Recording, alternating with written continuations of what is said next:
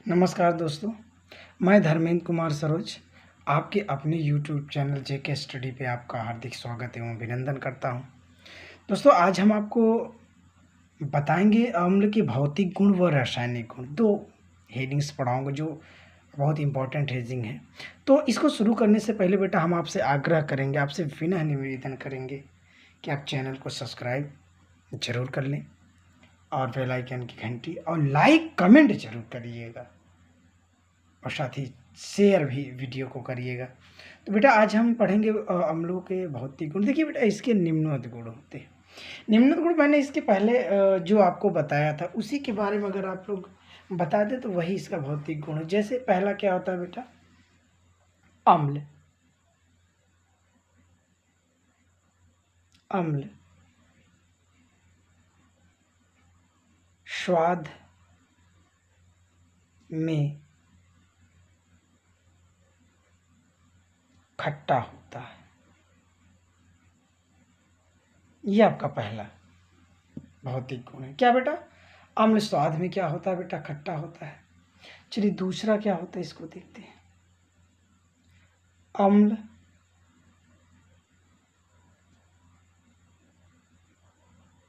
नीले litmus paper को लाल कर देता है। ठीक है बेटा जी, अम्ल क्या होता है बेटा, नीले लिटमस पेपर को क्या कर देता है बेटा, लाल कर देता है। क्या कर देता है, नीले लिटमस पेपर को बेटा लाल कर देता है। अगला हम लोग इसको देखते हैं बेटा, क्या होता है, खूब बढ़िया से समझिएगा कि अम्लों की प्रकृति जो होती है। क्या बेटा, तीसरा देखिए, अम्लों की क्या बेटा जी, अम्लों की प्राकृतिक मतलब प्राकृतिक क्या होती है बेटा, संक्षारक होती है। सन को बढ़िया से समझिएगा, और संक्षारक होती है। ठीक है बेटा जी, अम्लों की प्रकृति क्या होती है बेटा, संक्षारक होती है। मतलब संक्षारक का मतलब क्या होता है, ठीक है बेटा, संक्षारक का मतलब होता है जैसे कि बढ़िया समझिएगा कि अम्ल की क्रिया, अम्ल की क्रिया, ठीक है बेटा जी, क्या मैंने बोला, अम्ल की क्रिया से कपड़ा, लकड़ी, त्वचा, क्या बेटा जी, अम्ल के क्रिया से कपड़ा, लकड़ी और आप लोग त्वचा ले लीजिए,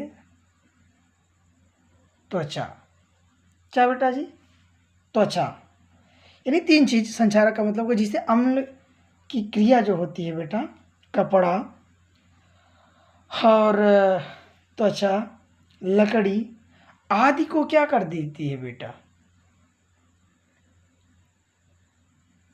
आदि को नष्ट कर देती है, कर देती। ये समझ में आया। ये तीन भौतिक गुण है बेटा, जिसको खूब बढ़िया से आप लोग पढ़ लीजिए। बहुत सिंपल है। पहला क्या है बेटा, ये स्वाद में खट्टे होते हैं। दूसरा क्या है, नीले, क्या बेटा, नीले लिटमस पेपर को लाल कर देता है। और अगला क्या है बेटा, अम्लों की प्रकृति, अम्लों की प्रकृति क्या होती है बेटा, संचारक होती है। क्या होती है, संचारक होती है। ठीक है बेटा जी, अम्लों की प्रकृति क्या होती है, संचारक होती है।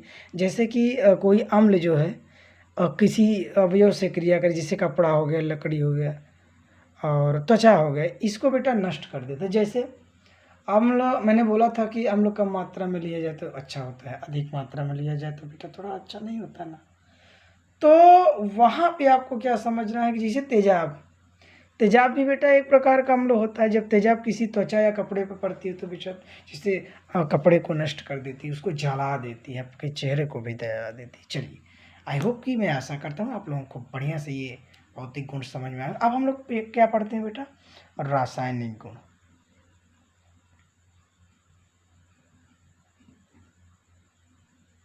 रासायनिक गुण, ठीक है बेटा जी। देखिए, अम्ल के रासायनिक गुण, रासायनिक गुण क्या होते हैं बेटा? निम्नवत होते हैं, निम्नवत होते हैं। पहला, बहुत ही इम्पोर्टेंट क्वेश्चन हम लोग पढ़ने चल रहे हैं ये वाला। इसमें आप लोगों को कई तरीके से क्वेश्चन मिल जाएंगे बेटा जी, अगर आप लोग थोड़ा सा ध्यान लगा के समझेंगे तो। इनमें आपको मैंने बताया कि कई प्रकार के क्वेश्चन आपको खूब बढ़िया से मिल जाएंगे अगर आप लोग थोड़ा सा दिमाग यूज्ड करेंगे। चलिए देखिए, पहला हम लोग डालते हैं कि अम्ल, जैसे खूब बढ़िया समझिएगा। देखिए,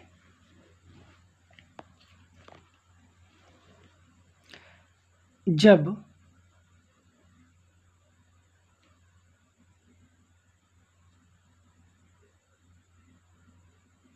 अम्ल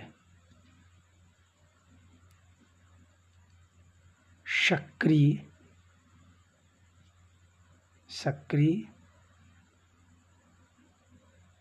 धातु से क्रिया करती है, ठीक है। अब बेटा एक चीज और समझिए आप लोग, अब अम्ल क्या होता है ये भी आपको समझना पड़ेगा। अम्ल के बारे में मैंने बताया है बेटा जी, हमेशा याद रखिएगा कि जिसमें हाइड्रोजन हो, यानी हाइड्रोजन H+ आयन हो। क्या बेटा?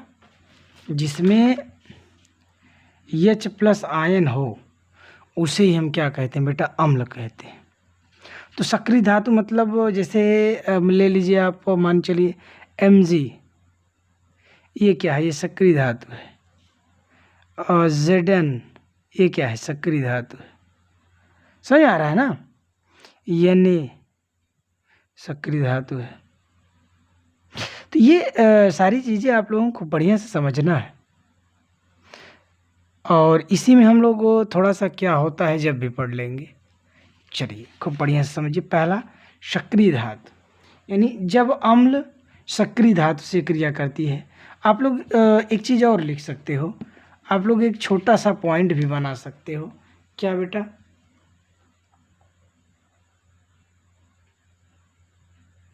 सक्रिय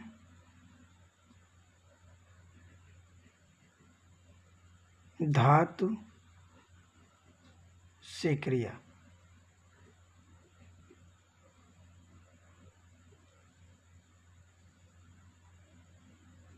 ठीक, सक्रिय धातु से क्रिया, ये भी आप लिख सकते हो। चलिए मैं कोई सक्रिय धातु लिखता हूँ और अम्ल से क्रिया कराता हूँ। सक्रिय धातु लिखने के बाद किससे क्रिया कराता हूँ बेटा? अम्ल से कराता हूँ। चलिए देखिए, मान के चलिए मैं थोड़ा सा लिख दे रहा हूँ। जब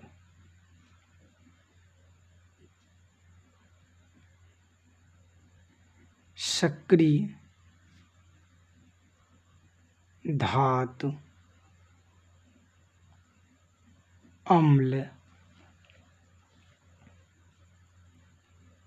से क्रिया करती हैं तो लवण तथा हाइड्रोजन, क्या बेटा, हाइड्रोजन की मात्रा प्राप्त होती है। खूब बढ़िया से समझना, यानी जब सक्रिय धातु अम्ल से क्रिया करती है तो हमें क्या प्राप्त होता है, हाइड्रोजन और लवण, दो चीज। यानी क्या प्राप्त होता है बेटा जी, लवण और हाइड्रोजन, ये दो चीज प्राप्त होता है। तो चलिए एक सक्रिय धातु हम लिखते हैं कोई, जो आप लोगों को खूब बढ़िया से समझ में आए। चलिए देखिए, जैसे सक्रिय धातु मैंने क्या लिखा बेटा, Zn। अम्ल क्या होता है, मैंने आज भी कई ठो बताया था आपको, मान चलिए H2SO4। इसी, अब बेटा अगर आप इसमें हाइड्रोजन की मात्रा अलग कर लीजिए तो जो आपका बचेगा वो लवण हो जाएगा। जैसे मान चलिए ये H2 है, अगर इसी को मैं क्या कर दूं बेटा, अलग कर दूं, तो जो टोटल यौगिक आपका मिलेगा वो क्या हो जाएगा, वही क्या हो जाएगा, लवण। तो सबसे पहले हम Zn का क्रिया किससे कर देते हैं बेटा, SO4 से। तो इसको हम क्या लिख सकते हैं, Zn SO4 प्लस क्या बचा, H2।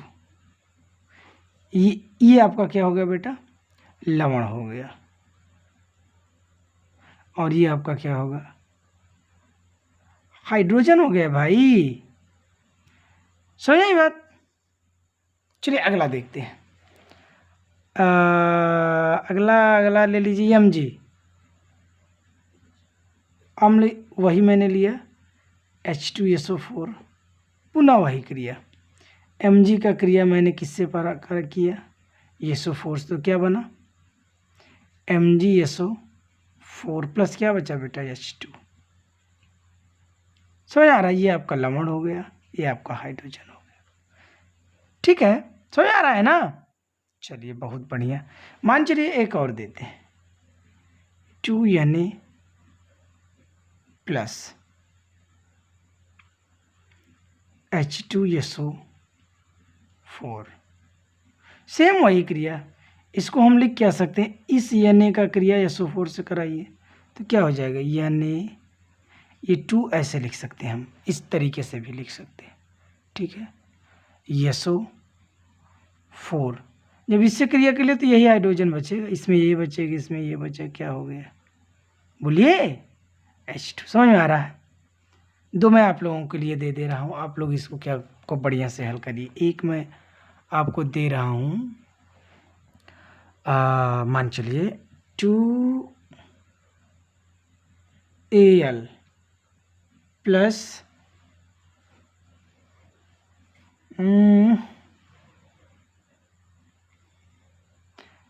H2SO4। आप लोग इसको हल करिएगा। और एक मैं आपको एक दो और दे रहा हूँ, खूब बढ़िया से, टेंशन मत लीजिए।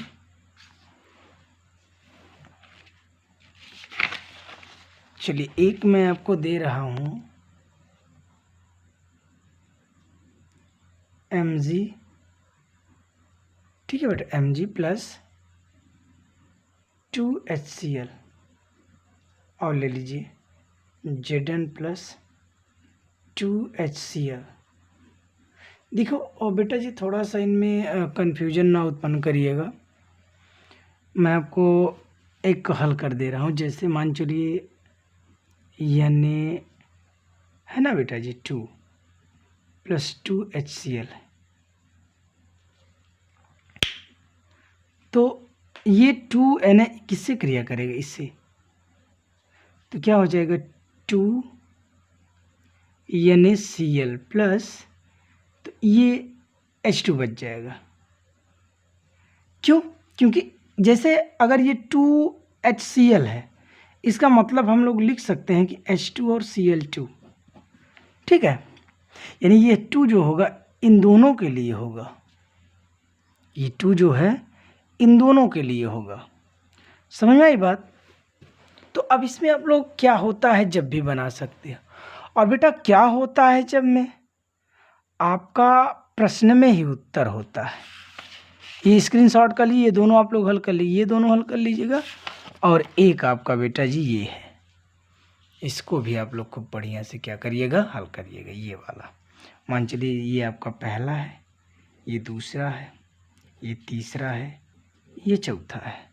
इसको आपको हल करना है, इसी से क्रिया कराना है और इन दोनों को भी आपको हल करना है। ठीक है बेटा जी, चलिए ठीक है।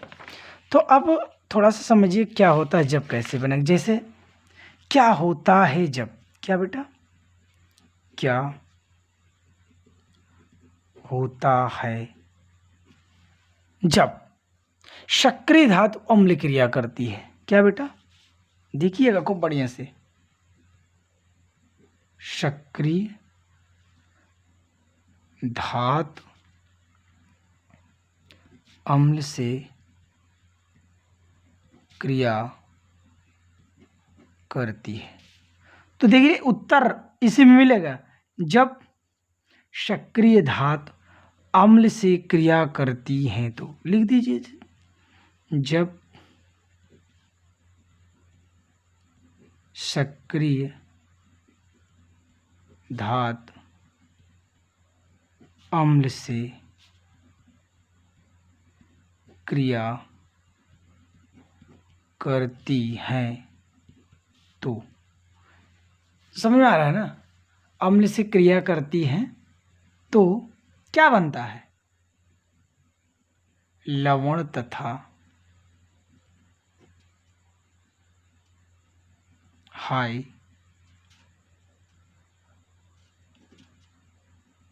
हाइड्रोजन की मात्रा प्राप्त होती है। समझ आया ना।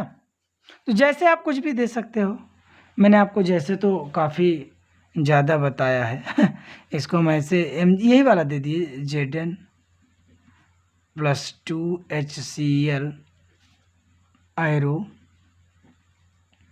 ZnCl2+H2, आप लोग इसको भी दे सकते हो। ठीक, मैं आशा करता हूँ कि ये वीडियो आपको खूब बढ़िया से समझ में। 1 मिनट का समय आप लोगों को मैं दे रहा हूँ, इसको आप लोग स्क्रीनशॉट कर लीजिएगा। तो बहुत बहुत धन्यवाद बच्चों। आपसे यह विनम्र निवेदन है कि आप लोग चैनल को सब्सक्राइब और बेल आइकन की घंटी जरूर बजाइएगा। साथ ही साथ बेटा कमेंट करिएगा, जो चीज़ ना समझ में आए वीडियो को शेयर जरूर करिएगा। तो आज हमने पढ़ा कि अम्ल के भौतिक गुण और रासायनिक गुण। एक अगले वीडियो में आप लोगों को और सारी भौतिक या रासायनिक गुण बताऊंगा। धन्यवाद।